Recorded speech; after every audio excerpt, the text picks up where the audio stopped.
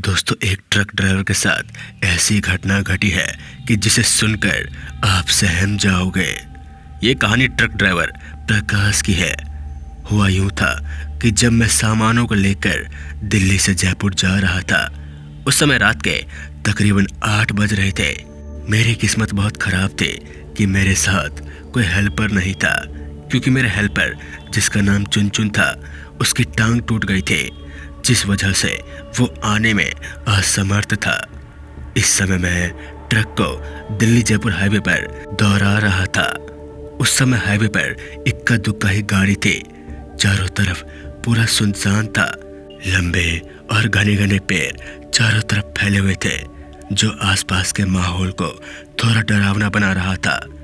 लेकिन मैं तो इन डरावनों पलों से रोज गुजरता हूँ। समय बीतता गया। ट्रक अपनी पूरी रफ्तार से मंजिल की ओर बढ़े जा रही थी। तभी अचानक से ट्रक के अंदर बहुत तेज ठंड बढ़ गई, जिसके बाद मैं तुरंत ही ट्रक के कांचों को बंद कर दिया। हैरानी की बात तो ये थी कि उस वक्त गर्मी का महीना था, फिर भी इतनी ज्यादा ठंड। तभी मैंने जो देखा वो देखकर मेरे हाथ पैर कांप गए। दरअसल मैंने देखा कि एक औरत पेड़ की डाल पर बैठी हुई थी। फिर काफी आगे जाने के बाद मैंने सोचा कि शायद ये मेरा वहम होगा। आखिर एक औरत पेड़ की डाल पर कैसे बैठ सकती है? ये सोचते हुए मैं ट्रक को भगाए जा रहा था कि तभी मैंने देखा कि बीच हाईवे पे एक औरत लिफ्ट मांग रही थी और साइड में उसकी कार खड़ी थी। तभी अचानक से वो औरत बीच में खड़ी होकर हाथ देने का इशारा कर रही थी। पहले तो मैंने सोचा कि ट्रक नहीं रोकूंगा, लेकिन फिर वो औरत बीच में आ गई, इसलिए ट्रक रोकना ही पड़ा। ट्रक रोकते हुए मैंने उससे पूछा, क्या हुआ, क्या दिक्कत है? इस पर उस औरत ने जवाब देते हुए कहा, मेरी कार खराब हो गई है, क्या आप मुझे जयपुर छोड़ दोगे? मैं कल कार वापस मंगवा लूंगी। मैं कुछ कर भी नहीं सकता था, इसलिए मैंने कह दिया, ठीक है, बैठ जाओ। उस वक्त हाईवे पर एक भी गाड़ी दिख नहीं रही थी। पूरा रास्ता सुनसान था। फिर मैंने ट्रक को आगे बढ़ा दिया। दिखने में वो औरत अमीर खानदान से लग रही थी और वो काफी सुंदर भी लग रही थी। काफी देर तक सब कुछ ठीक चलता रहा, लेकिन मुझे ये देखकर बहुत अजीब लग रहा था कि वो औरत चुपचाप एक टक लगाए सामने देखे जा रही थी। खैर, मैंने उस पर ज्यादा ध्यान नहीं दिया और ट्रक को हाईवे पर तेज गति से भगाता रहा। अभी मैंने ट्रक को तेज किया ही था कि अचानक से उस हाईवे पर हंसने की आवाजें आने लगी। वो आवाज इतनी डरावनी थी कि कोई सुन ले तो डर जाए। खैर, वो औरत ट्रक में थी तो मुझे इतना डर नहीं लग रहा था। मुझे लगा शायद फिर से ये मेरा वहम होगा। शायद यही मेरी सबसे बड़ी गलती थी।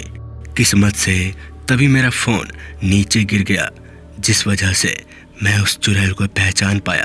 दरअसल जब मैं फोन उठा रहा था तो मैंने देखा कि उस औरत के पैर उल्टे थे। ये देखकर मेरे पैरों तले जमीन खिसक गई। इसके बाद मैं समझ गया कि ये कोई आम औरत नहीं बल्कि भूत है। तभी मैं तुरंत फोन को उठाकर साइड में रख दिया और मैं बहुत डरा हुआ था और सोच रहा था कि आज मैं किस मुसीबत में फंस गया हूँ। मेरा खलासी भी नहीं था। उस रात मेरी किस्मत बहुत खराब थी। तभी मैंने उस औरत से पूछा, आप रात में क्यों ड्राइव कर रही थी, वो भी अकेले? इस पर उसने कुछ नहीं कहा और चुपचाप शांत बैठी रही। मैं काफी बदनसीब था, क्योंकि मैंने उस रात ट्रक में भगवान की मूर्ति भी नहीं रखी थी। वैसे मैं पहले रोज रखता था। तभी ट्रक के अंदर बहुत सारा धुआं फैल गया, जिस वजह से मैं बाहर देख नहीं पा रहा था। इसलिए मैंने ट्रक को रोक दिया। थोड़ी देर बाद जैसे ही धुआं हटा तो मैंने देखा कि वो औरत गायब हो गई। ये देखकर मुझ में हिम्मत आ गया। फिर मैं हैरान हो गया कि मैंने भगवान का नाम मन में ही लिया था और मन में लेते ही औरत गायब हो गई, यानी चुड़ैल गायब हो गई। मानना पड़ेगा, भगवान में बहुत शक्ति है। इतना सोचते हुए मैं ट्रक को तेज रफ्तार से जयपुर की ओर भगाने लगा। उस रात मुझे भगवान और शैतान दोनों पर विश्वास हो गया था। समय बीतता गया। देखते ही देखते मैं 2 बजे के आसपास जयपुर पहुंच गया। लेकिन उस रात मेरा सामना चुड़ैल से हुआ था। फिर भी मैं हिम्मत करते हुए ट्रक चलाता रहा।